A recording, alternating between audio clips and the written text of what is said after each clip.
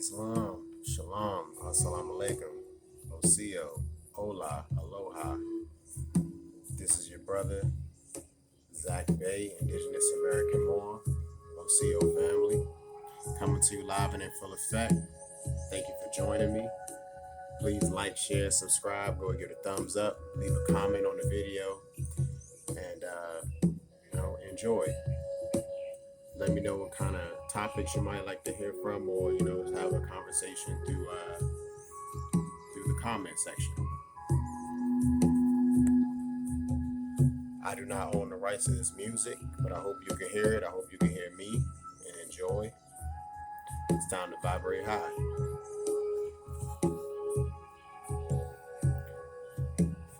I want to title this video "The Moorish Fez." You may see this lovely headdress. They have one on now. And this is the more standard, traditional. They're traditional, they're historical, they're ancestral. In some parts, it's called a turbish. In northern Alkebulan, Kush, Africa. In Egypt, they call it a turbish. And of course, this is Fez, more common name, Fez. This is our ancestral headdress, traditional headdress for the Moors. It's known and recognized worldwide, globally, in multiple different cultures and multiple different religions. This is respected and worn traditionally by higher members of society, chiefs, priests, shaman, other types of holy men, and the royals, nobles. That's exactly why it's ours, because we are the nobles. We are the indigenous Aboriginal people of multiple continents before the split and shifts. So I just want to give a few facts for people who may not know too much about the Fez, who may only associate it with Masons or Shriners who have adopted the Fez because they are learning more science in secret, and they really are not permitted to wear it out in public. So they usually only wear it in like lodges or places of that nature, like inside their lodges, inside their little secret societies, their clubs, and they're wearing a Fez or a turbish. They normally have it pinned down. It'll be pinned down so it would not spin the entire 360 degrees. They don't have like a pin. The tassel would be tied down so it cannot spin, because they are locked into and under at highest 33 degrees of mastery of scholarship, and they cannot send any higher. But us, as the indigenous Aboriginal people of the land, the original nobles, ours is free to spin the entire 360 degrees of mastery in Moorish science. It is not a secret for us. If you wear one in public, or if you see one in public and it does not have any symbols, emblems, insignias on it, you're most likely looking at a Moor, someone who studies and who is a master or an adept in Moorish science. Recognized, like I said, globally, by many nations, recognized and respected, well respected. So I went over the name, the Fez, or the turbish in some parts. It can be seen in multiple colors. As you see, this is a more standard,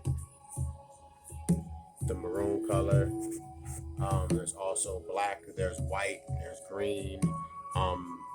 Colors have different symbols and different degrees of learning or mastery and they just have different degrees. I'm not going to go too far into that. I would like to study more on that aspect myself.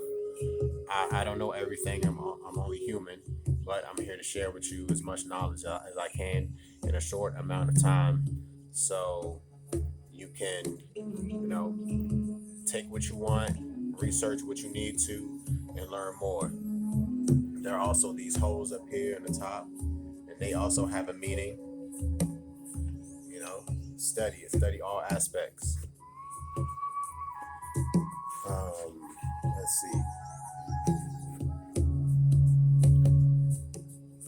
I want to talk about a few adaptations that the European Albions have made to the Fez, that you may recognize in your daily life, and you may have seen before. Of course, you've seen this tassel, and you might recognize it from like a graduation cap. The tassel with the mortarboard when you graduate from college, high school, something like that. You see that tassel, right? That's an adaptation of the fez. It has been flattened. It has four corners: north, south, east, and west. Um, and the tassel, when you move from one side to the other, that shows that you obtained a certain degree and mastery of knowledge. You see what I'm saying? You may have seen it.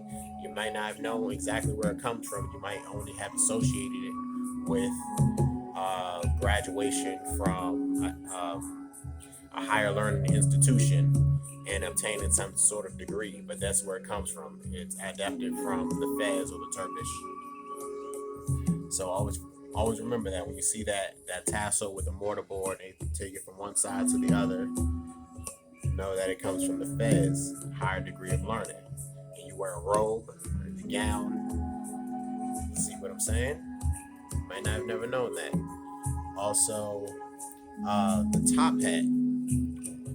Turn of the century, a lot of businessmen, a lot of people in Europe, here in the Americas, wore top hats, to show that they were established, that they were recognized in the public eye, that they were an accomplished individual. So the top hat was tall. It did not have, it had a brim, but it did not have the tassel. That was just an adaptation, for the Fez, for when they seen it worn by the Moors. They want to be us, but they are not us. So just know the top hat, the graduation cap and gown, with the mortarboard and the tassel. Those are both adaptations of the Fez.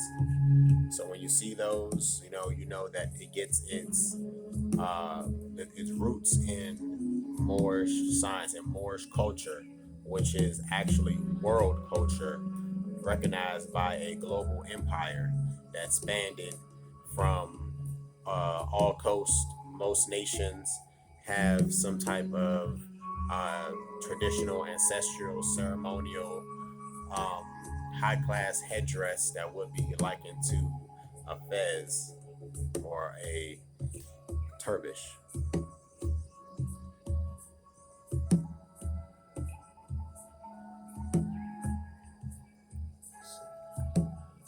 right, all right.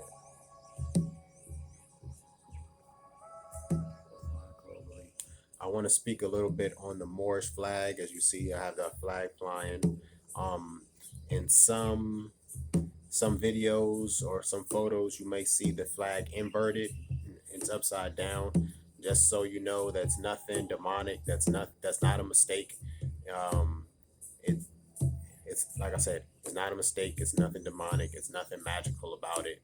It's actually, if you study maritime law, admiralty law, traditionally, an upside down flag, inverted flag, is a signal to other ships and other nations that a nation is in distress, or a ship or vessel is in distress. When you look up um, historical maritime law and admiralty, the law of the seas, the law of the high seas, you will see that, or you will read that the inverted flag of any nation is a sign to show that said vessel, said ship is in distress and they need assistance, sort of like an old school SOS. You know what I'm saying? An old school SOS. If you ever see the flag inverted, it shows that the nation is in distress. So you see a lot of Moors flying the flag inverted to show that our nation here in the Americas,